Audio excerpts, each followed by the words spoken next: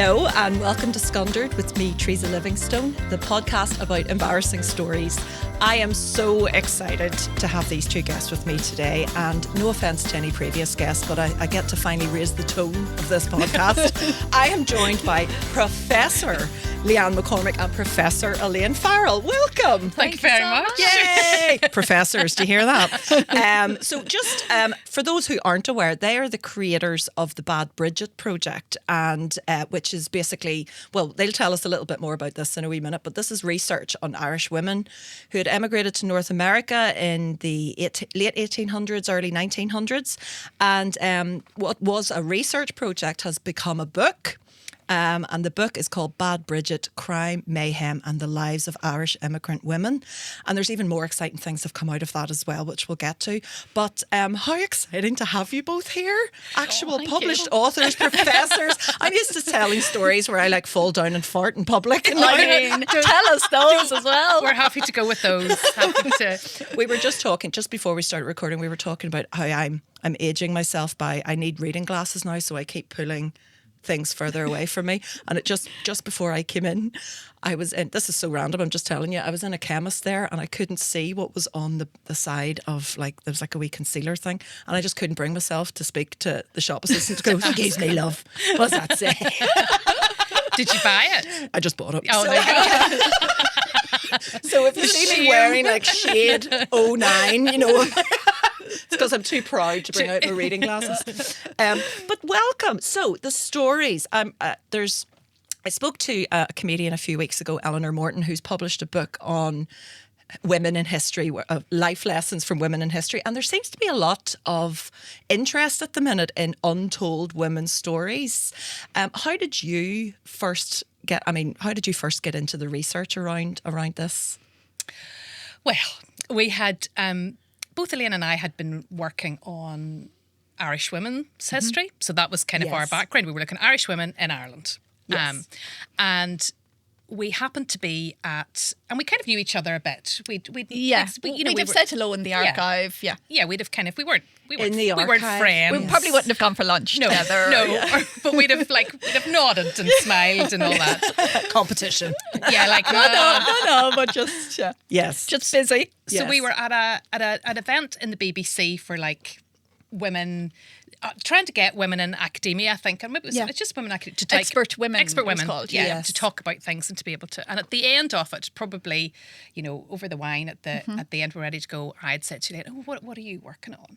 And she had said, "Oh, I'm looking at Irish women who committed crimes in Boston." And I was like, "Oh, well, I've been looking at Irish women in New York." Oh, right. And then we were like, "Oh, isn't that funny that we've both started to kind of look at this?" Now, Elaine. Reasons were probably more genuine in terms of research. I had gone to New York because my husband was going to New York to do some research, and I thought, "Oh, hold on a minute here, I'll be going to a piece of that." So I'd kind of gone thinking, "Oh, I'll not find anything." Yes. And actually, he found absolutely nothing really in the archives. I found loads of stuff, and then that became a bigger project, and I'd got some money for it. So it was this. We sort of talk about it like this really serendipitous moment where we just kind of went, "Oh, hold on." You've both been drawn to the same this thing. We're both thinking, what were these? We know that these Irish women were committing all sorts of crimes in Ireland. What's to say that they weren't whenever they emigrated? Nobody's been writing about this. Yes. Let's put the two places together. And we added Toronto as well as a third city. And we thought, we'll do this, we'll apply for funding, we'll do it as a larger project. Yeah. And then we got the funding, which was fantastic. So the three cities are New York, Boston and Toronto. That's this, yeah. Yeah. And is that because of just the sheer numbers of Irish women who were emigrating to those cities? Yeah, and I suppose there's some practicalities as well. There are places where we knew that there were sources that we would be able to find. And we added Toronto because a lot of migrants left from Ulster and went to Toronto. And we were kind of thinking many of those were Protestant. There was a big Protestant population in Toronto. And so we were kind of thinking, and we'll compare.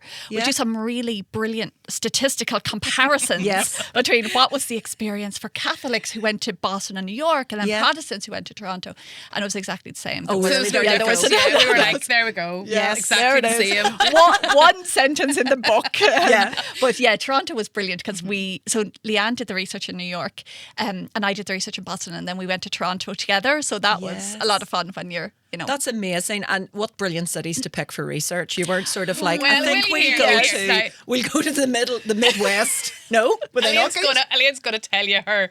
You go on. So the archives that I was in, so we're looking at Boston, so I had gone over, but the archives are totally scattered. So I'd be picking up like a couple of things at one archive and then going to the next. So maybe 10, 12 different archives that I had to visit. None of which, or very few of which, were like in beautiful locations. Okay. You know, many of them are like nearly like warehouses in the middle of nowhere, and I wasn't driving, so it was like there was no public transport, so it was like getting taxis and waiting in the snow for 1 hour. Bare feet. I know, I had shoes on, but I was just waiting for a taxi to come and be like, the archive has now closed. All the staff have left. I'm like standing in the middle of nowhere in a blizzard, being like, terrified. Is this taxi going to show? Because this is before Uber. It's like I didn't have any of my apps, and so it was like standing there. It's like, is the taxi going to show or not? So yeah, guess where Leanne was? Where were you? Well, it just so happened that the archives in New York were like on Fifth Avenue. Oh, really? I was just like, In Tiffany's. that sounds Just happened to be. terrible.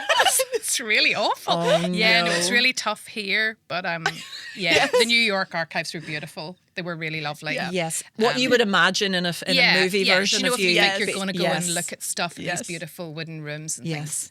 Yeah. And you're out in a warehouse somewhere with. I mean, some of them Matt, were the security very guard. beautiful, but they were the kind of ones in between where I was done in, like half a day or something. The ones where I was like hardcore there for weeks were further away places. For most of us who are not researchers, how long does something like that take? Like when you're out looking through archives and then having to, I'm just getting flashbacks to even having to write an essay, and I have a headache about having to bring all those sources together. So how long does it take to sort of research something like this? Because it's such a big scale. Yeah, I mean, it has taken us years. Yeah.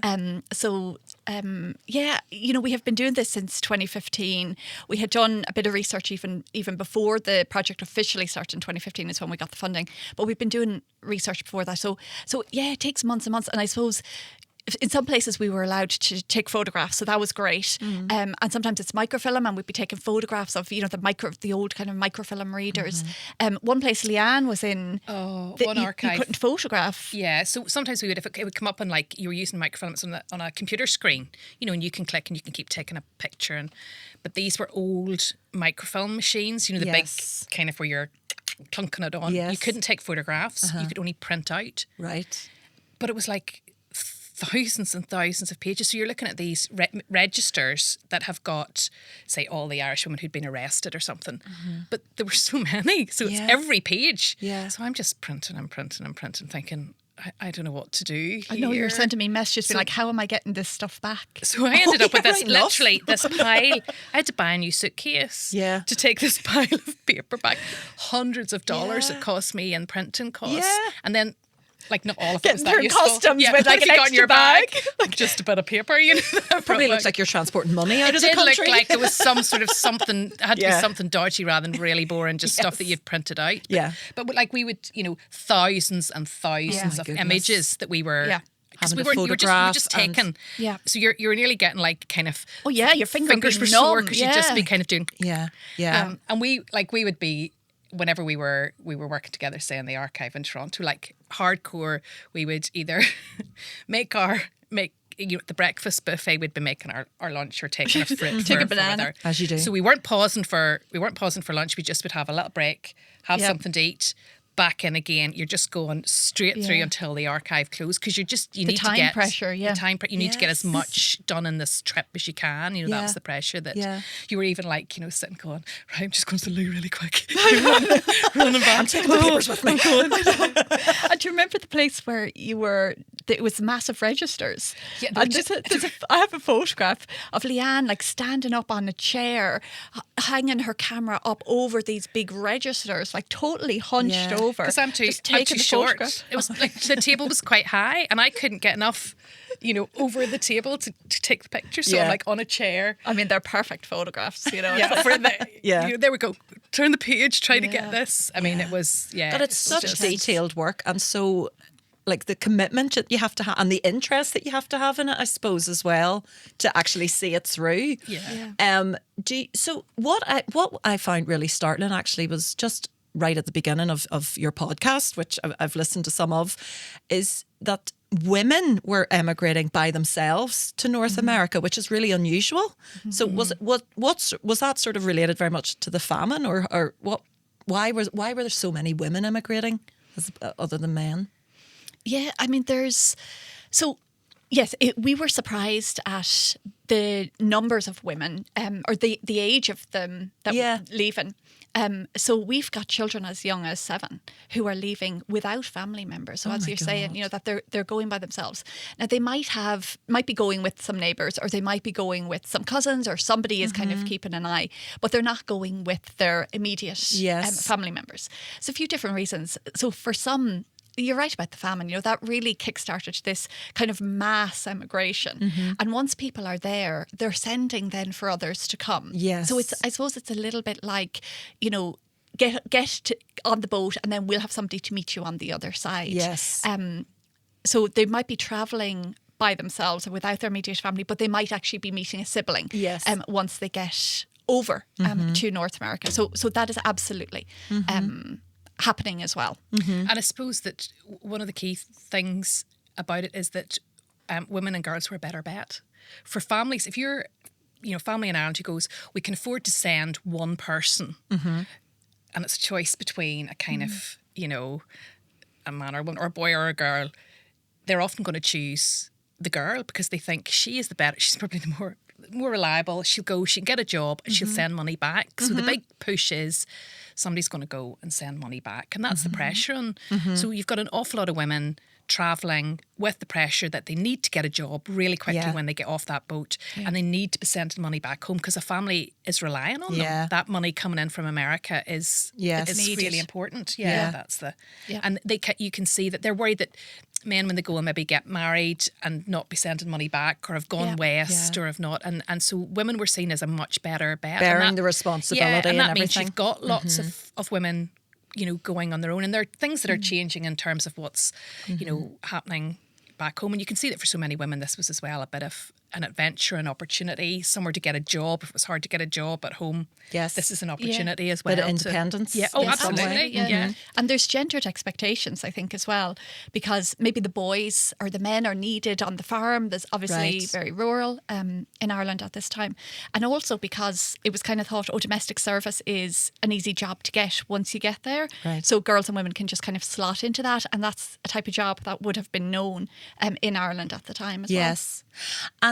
And so where does the criminality comes in here, where there's a much higher percentage of Irish women being prosecuted and imprisoned for a whole range of different crimes. What I'm stuttering now because I'm like, what's that about? No, we were the same in the archive. Why? Yeah. It's like, why is every single page got so many Irish-born women on this? Like, we were not expecting it. So we were expecting to find, absolutely we're going to find some cases. We were not expecting to find the numbers that we And it's more Irish women than Irish men.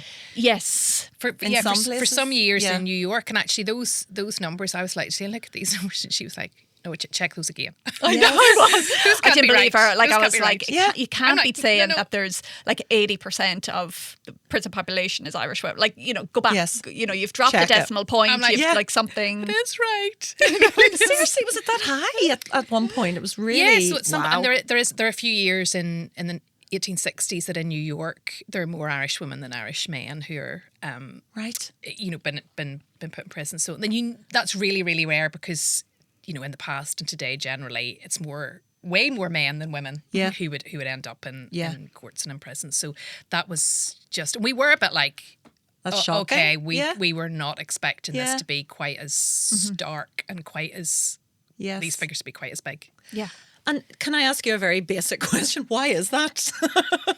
Is it sort of maybe over policing of Irish immigrants, or different types of crimes that maybe weren't being prosecuted elsewhere? Yeah, it's a real mix of It things. is, yeah. So part of it is this the kind of over policing. So for things like the biggest kind of crime that we see Irish women prosecuted for are things relating to drink. So being drunk and disorderly, or just being sort of drunk on They the didn't streets. have, the alcohol free. Oh, that was so See? smooth. Thank you so Well much, done. Elaine. They didn't have zero alcohol beer provided by the Sober Irish. Yeah. If they'd had that, If only that had existed. our project would have looked so different. Yes. Would have been over in a day. Yeah. So you do see all these, and women drinking are easy targets because they're not allowed really, or it's not seen as suitable to be in pubs or bars. So they're often on the street. They're drinking. They're in a big group. They're causing, they're just kind of like causing a lot of trouble and bother. They're And visible, yeah. Visible. They're easy to be then Yes. swept up by the police and arrested. So we would see women being arrested in like big groups Right. together and taken Yeah. in. Today's So- hen parties. Yeah, that kind of That thing. sort of all out on the gaggles, street, yeah. all kind of, shouting and stuff. And that means that they're appearing before the court frequently. Yes. And you see, they're known often as rounders in the system because they're going round and round in the system. They're arrested a couple of days, they're in prison a couple of days, they're out, they're arrested again. So they're overrepresented in those statistics because they've been arrested a lot of the time. Yeah. And once you're arrested once, Yes, you've got the criminal record. Yeah. You're going to be found guilty then. And then it next time. starts to maybe form an opinion Yeah, of absolutely. what Yeah. Irish women are Exactly. like. Yeah. Yep. So the police and stuff are looking for, if they see the assumption is they're going to be guilty for whatever it is they're doing. So they're, Yeah. this is the kind of idea. And as we said, a lot of them are there on their own. So they're, if you're talking about a lot of the other Europeans who are all migrating at the time, they're in family groups. So they've got a kind of support network where Yeah. these are often a lot of young women, often on their own in For a the big first city time, for anywhere. the first Yeah, time, yeah. and they're vulnerable. Yeah. Not only are they're vulnerable to all the pressures. They've got nobody necessarily looking out for them Yeah. or looking after them, so Yeah. they can end up in situations that cause trouble. One of the things that you mentioned about something you could have been prosecuted for at this point, at that point in time, was this. This is the one that has really stuck with me. You could have at one point been prosecuted for stubbornness. Yep. Yeah. And I can imagine, Yeah. and obviously more women than men were being Yeah. arrested and Oh, sent to jail what a for surprise. Yep. stubbornness. Yep. And see if that, my parents have tried a lot to sort of not discipline me, but like keep me on the right path. And I was quite a stubborn child. And the worst thing they ever did, they were so nice, my parents, but the worst thing they ever did was they came up with this list on our kitchen wall called the Chico meter. I'm so embarrassed even saying it. So embarrassed even saying it. I'm more embarrassed for them. And they had me and my two sisters' names on it, right? And because I was so cheeky, right, they would be like, right, that's it. Anytime you're cheeky now, we're putting a tick under your name, and that's like 10p off your pocket money, right? So, but that was just like a red flag to me. I was like, I don't care. My dad, I remember once See how many standing. ticks I can get. I remember standing in the kitchen with my dad while he was at this thing, just going tick, and I was like, put another one on. I don't care. And he'd be like tick, and I was like, keep going, tick, tick, tick. So at the end of the month, there'd be like nothing under my sisters, and an extra page had been added on at the bottom for all these ticks. So the very idea that parents could have had their daughters lifted for stubbornness. That's Yeah. crazy. But it's exactly what you've said. It's about being on the right path. Like Yeah. that kind of fear that actually something is going to go wrong here. Yes. So yeah, it's just a way for like parents and also, schools as well could potentially encourage the parents to bring a case. So there's my lots of God. different, Yeah. Yeah. lots of different individuals that are kind of working on that and kind Yeah. of thinking, oh, this is the best thing for her. It's that kind of Yeah. attitude. Like you give her a year. You're Yeah. in prison, will sort her That'll out. sort her You're out, yeah. thinking, yeah, definitely one way or another. This Yes. idea that it would reform. Yeah. Yeah, but it is Yes. terrifying. You do read those and you think, right, this is really nothing. You sort of Yeah. do feel like you would so definitely have been in jail. Oh, for Absolutely. sure. Oh, Definitely have been in absolutely. jail. Yeah. I would have been rounded up on a Friday night on a weekly basis. Yeah, because it's like Lifted off the keeping street. bad Bushes company, again. Bad or company was another one. not listen to what the mother is saying. Like these are the kind of my descriptions. I know. God. Staying out late. Yeah. Yes. You know, Going to the Tank. dance when she was dances, told yeah. not to. Tech, Yeah. yes, all of those. And I also laughed when I read, I mean, I'm sure it wasn't funny at the time because it was sort of a caricature that was used for, well, we never talked about the name Bad Bridget. You're probably sick of telling this story about where the name came from. Please tell me. I was about to tell you. Well, Bad Leanne will Bridgets. tell you, and then Okay. you can correct her if she's wrong. Okay, I'll just check what I've written down. So, Yeah. like we had just been using Bad Bridget when we were writing the funding proposal, just as a bit of a joke. Like, Bad Bridget, this is what. And then there was a point where we were thinking, well, what will we call it? And we're like, what will we call it? Bad Bridget. Like that's great quite name. that's Yeah. a so and I can still see where we were sitting. We're sitting in the South Building on the Coleraine campus, which doesn't even exist anymore. That's how long it is. The grass has grown over it now. It's knocked down. And we thought, well, we'll check. We'll Google it. And we were like, in case it is somebody's porn name, like this is maybe who knows what. Bad Bridget's right there. So we're like, Bad Bridget. Bad Bridget porn. We Nothing, put into yeah, put nothing in on At the work? computer. Yeah, Were you work- Googling at this? work. Yes. And nothing obviously comes up. We're Yes. like, oh, brilliant. Oh, that's fine. We'll use Bad Bridget. And like only later were we like, that's a We're at firewall work. computer. Like, we're yeah. at work. We've just Yeah. put Bad Bridget At a porn in. university, yeah. Nobody did come after us to ask what we were doing, which probably, you know, They're like, you know, just let them let them at it. A red light was but nothing- flashing in the Vice Chancellor's office. Nothing obviously came up because we were like, it's firewalled anyway. Nothing was Yeah. going to come up. We Yes. weren't going to be seeing anything. So there was a point where we were like, who knows what? is Who knows out there what? that Don't Google somebody's it. going to come. Don't check. In case I used to be a teacher when I was teaching abroad. I was teaching children who English was their second language, and we were doing computers in the computer suite, and I was teaching them how to use email. And I just gave the instruction verbally. I said, could everybody just type in www.hotmail.com and didn't write Hotmail on the board. So so a couple of them were just Googling Hotmail, and they were like, Miss Teresa, what's this? And I was like, we'll just delete that immediately. They were printing them out in the computer room. I was like, they were 7, like they were little kids, not teenagers. But yes, I can see the red lights flashing. Hey, I am going on tour with my new show, Nice Lady, and tickets are available now. So I will be in Edinburgh, Belfast at the Lyric Theatre, Armagh, Manchester, Lisburn and Derry. Tickets are available now on my website, teresalivingstone.com.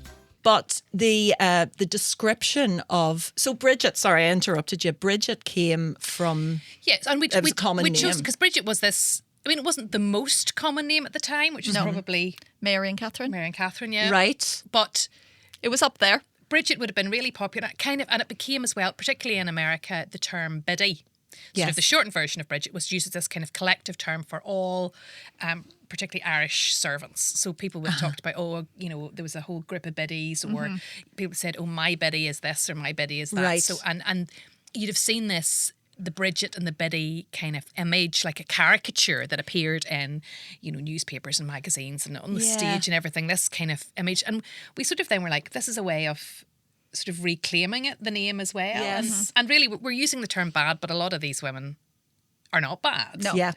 A lot I of mean, them are- you've got you talk in the book a lot about all the women who did sort of go to prison for murder and things like that. But also, I like the way you mentioned it at one point, Elaine, that it's actually stories about survival and resilience as well as it's not like everybody arrived and just went on a murdering spree. Yeah. There's a lot of different conditions that have led to people ending up in trouble. Absolutely. Like it's all about the kind of complexities of when you Yeah. migrate. Yeah. When we're saying about, there's so much pressure on them. And then like we've got one woman who she's coming back home to Ireland and she steals a couple of small little trinkets. And it's so obvious that these are presents for her family at home, you know, but we would lose those kind of stories without looking at all Yeah. the experiences, the ones who do well as the ones who, Well, that's what I find really interesting because obviously a lot of women's stories aren't told or sort of erased. But it's really interesting to not just focus on, women who've achieved great things in the past, but just to give that full picture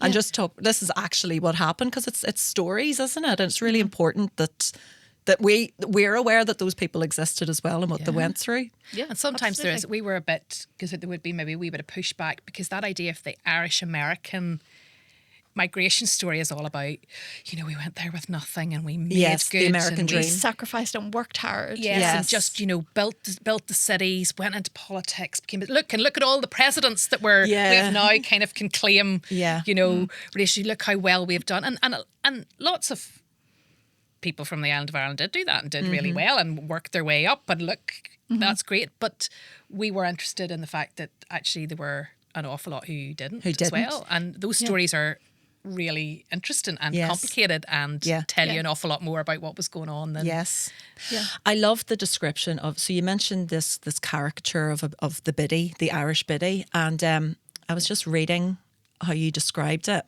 So this is the sort of image that would have appeared like as cartoons and images. So the Irish biddy, she was not sophisticated, she doesn't know what she's doing, she doesn't know how to behave, and she gets things muddled all the time.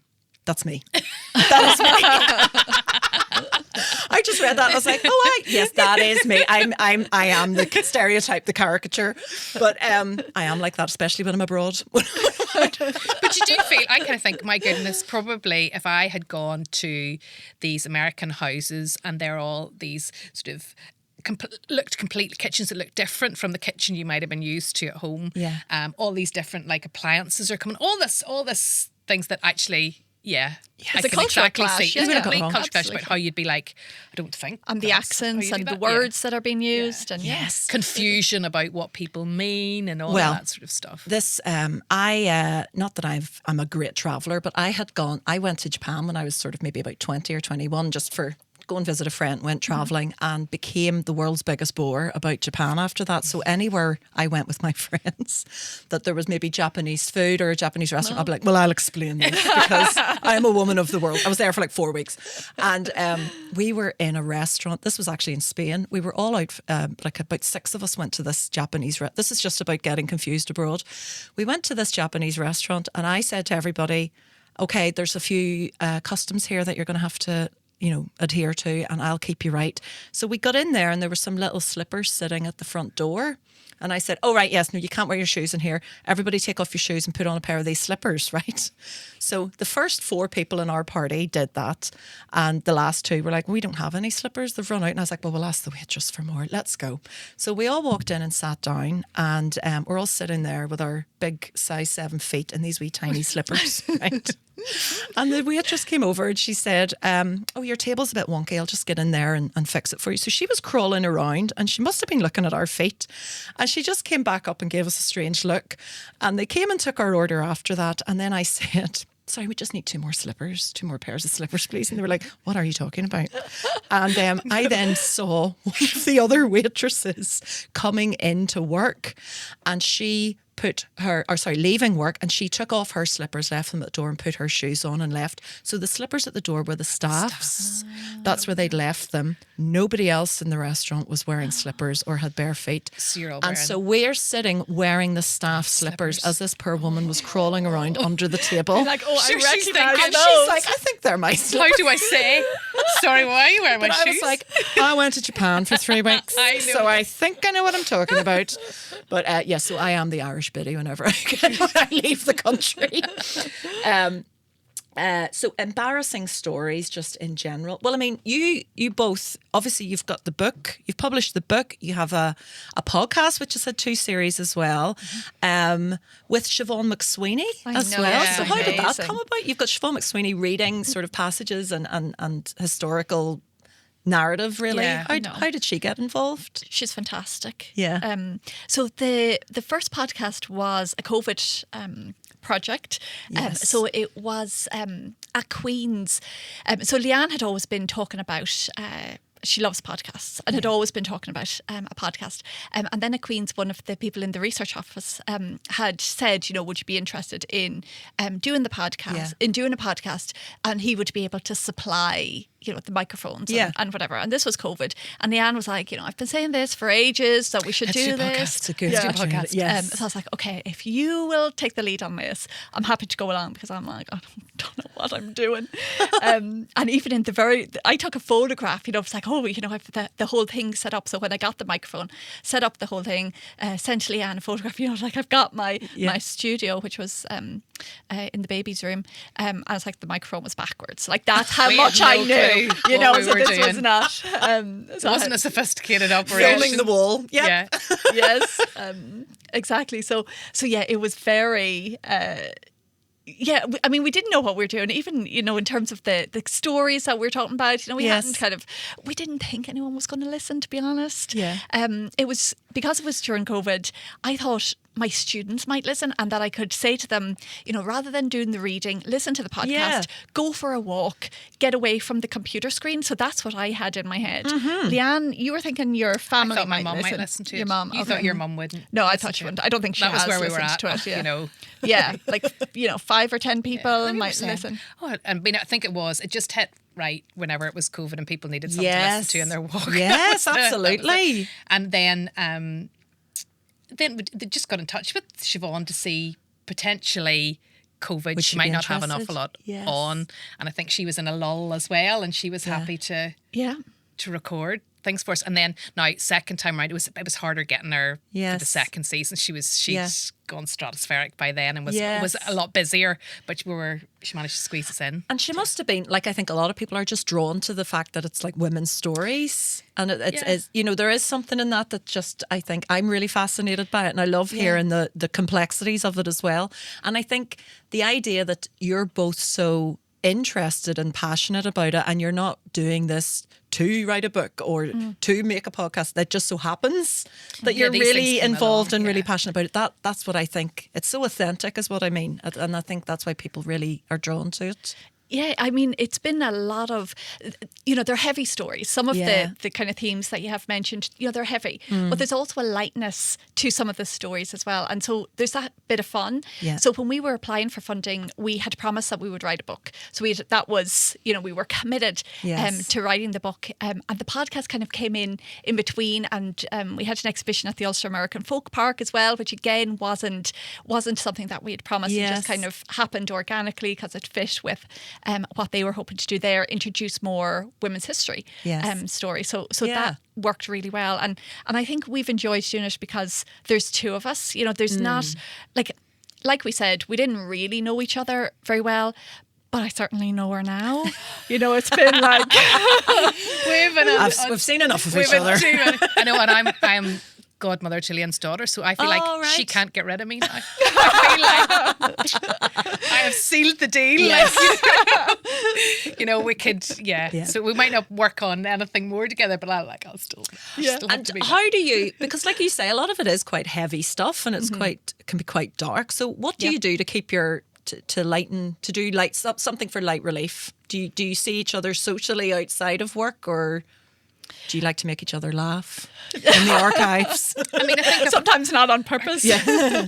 I think that we have, and one thing that we will always have, we kind of, for podcasts, like we will leave each other voice notes, but most of those voice notes are like, we're like, this is a podcast, play on 1.5 when you're going for a walk. Double speed for that one. Really boring. But it's just like a kind of, and then this happened. And then, there's a whole lot of, kind of, and I think that because we were sometimes in different places, when we were doing the research, we were sometimes in different places, and you were like going back and forward going, like, I've found this, or this seems that, can you do a bit of, can you see if you can find out anything more about this person that I've seen in a record, but I think the minute, and whenever then we were, back and you're doing the research, if you do find anything that is either both really odd or really funny, it is that where you're just like, that, this Brilliant. is, and looking for, I think it's sometimes when you're finding the light, absolutely, funny things that you go, okay, this is a really good story, this is a really good example, and you're thinking about, that would be a great one for if we were doing a talk or doing something, let's get that in, and you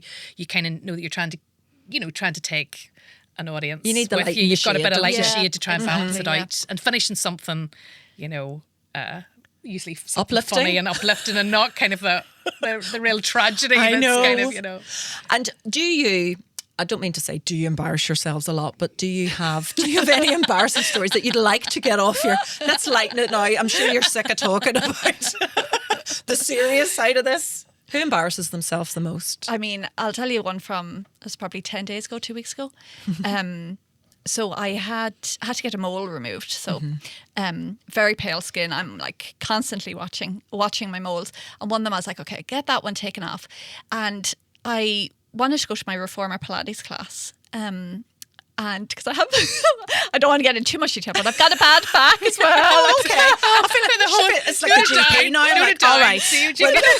Anything else? Moles, like, a bad back. I know. So I wanted to get to my reformer class, but they had said, that the I hope you're not squeamish. No. So No. when they had cut them all off, they were like, you have to leave it to heal for couple of weeks because it could burst open. So I was like, okay, I want to go to my reformer class, but I need to keep an eye that it's not bursting open. So I was thinking, okay, I could save it if I see that something's going wrong. So I thought I'll wear shorts. I don't usually wear shorts to my class, but I thought I'll wear shorts.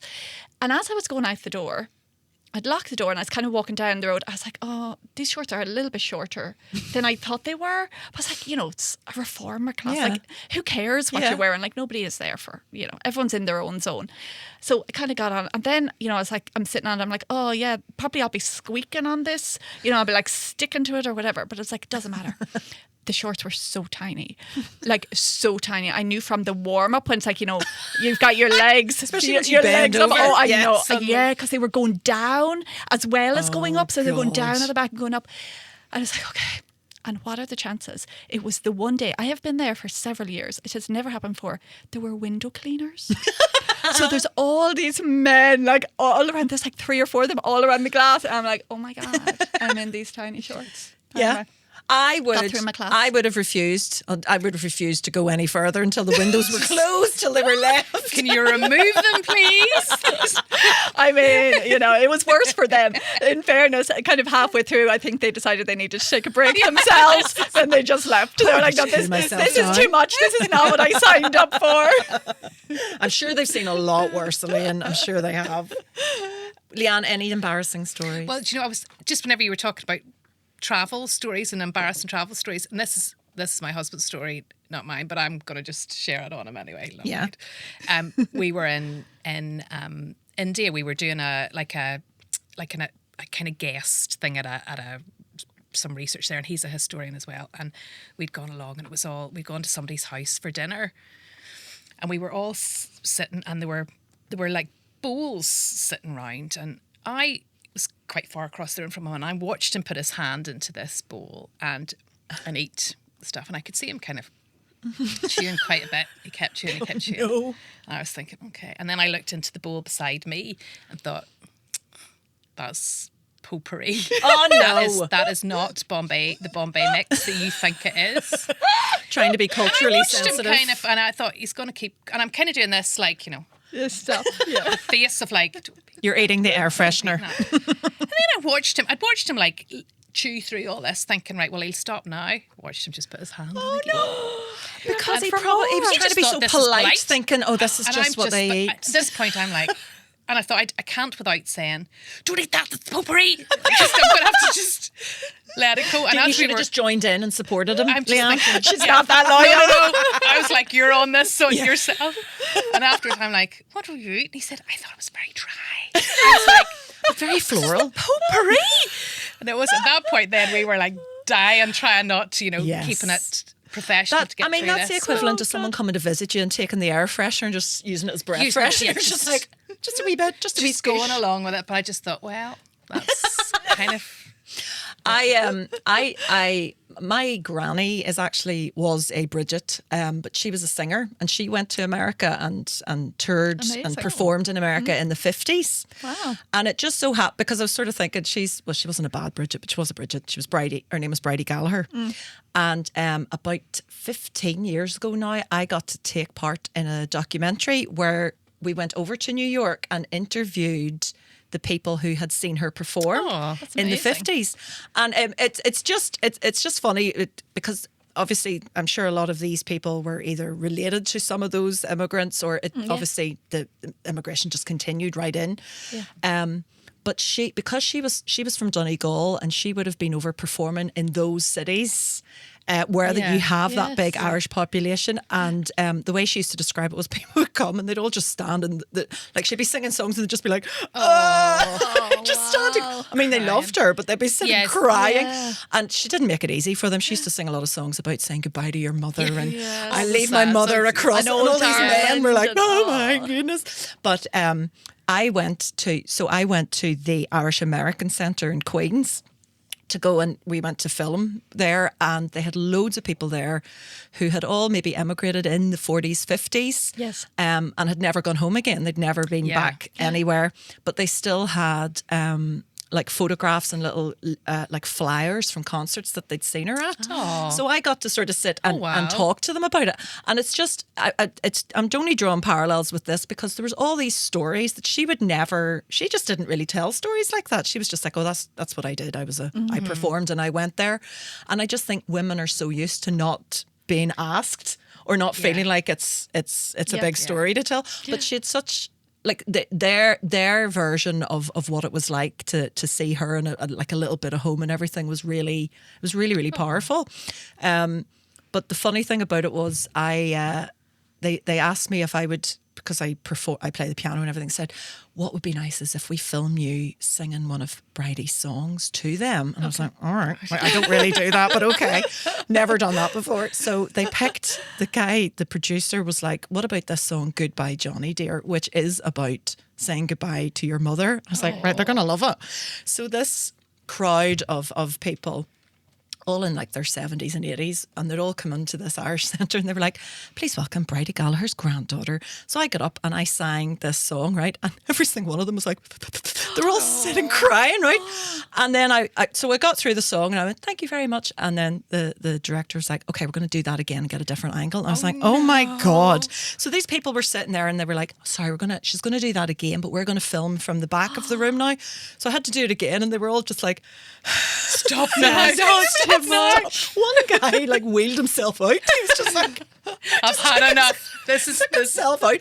And the last time they made me do it, they filmed the audience this time. But at this point, they were so over it. They'd heard it, like they'd heard the song 3 times. So a lot of them are just like, just really bored. Word. Does she have any other songs? Or is it just Something this else? song?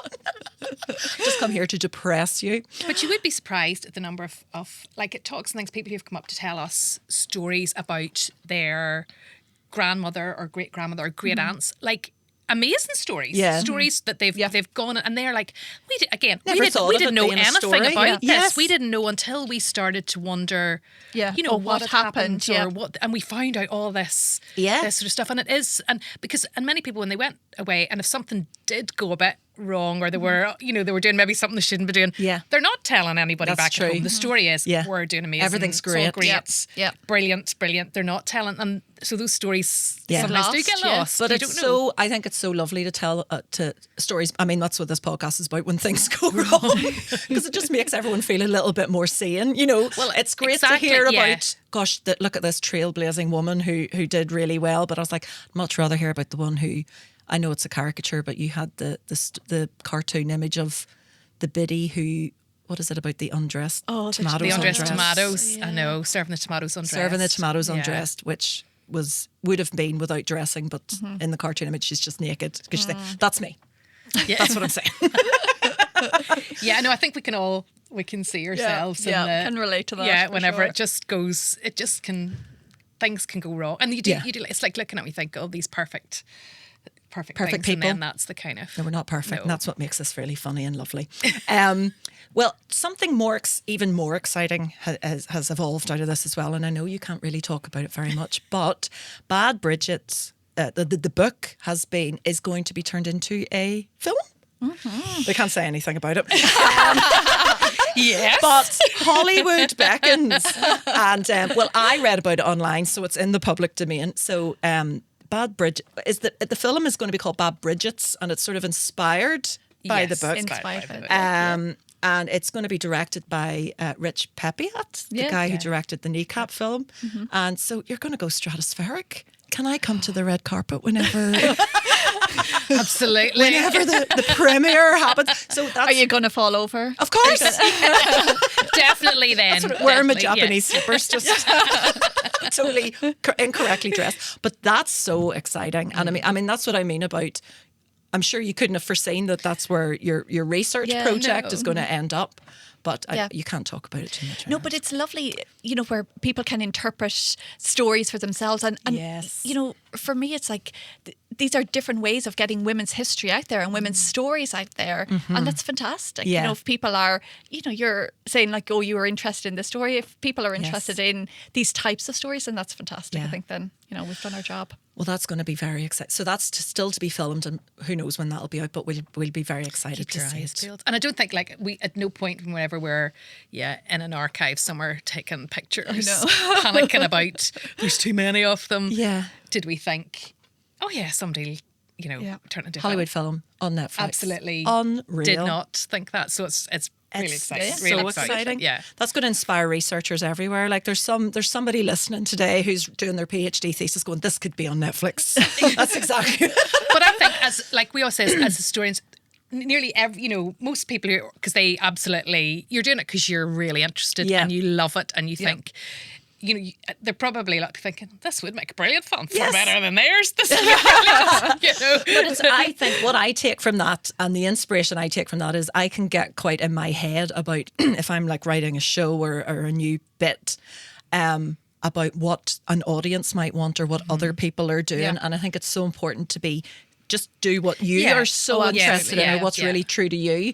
And then the success hopefully finds you from that. So Netflix, here I am. I'm here. Thank you both so much for coming in. No, and it's been a pleasure. It's been so lovely speaking to you. You can buy the book Bad Bridget. Oh God, I always forget the full title. Bad Bridget. What's the full title? This is Bad Bridget, Crime, Mayhem and the Lives of Irish Immigrant Women. There you go. I'm still getting it wrong. I feel like there is no excuse. You've done enough. You don't have to remember everything. Get the first bit, but that's it. Remember the women in it. Even Get if the you don't women remember in the it. title. Get the book. Listen to the podcast. It's really, really fascinating. And thank you both, Leanne and Elaine.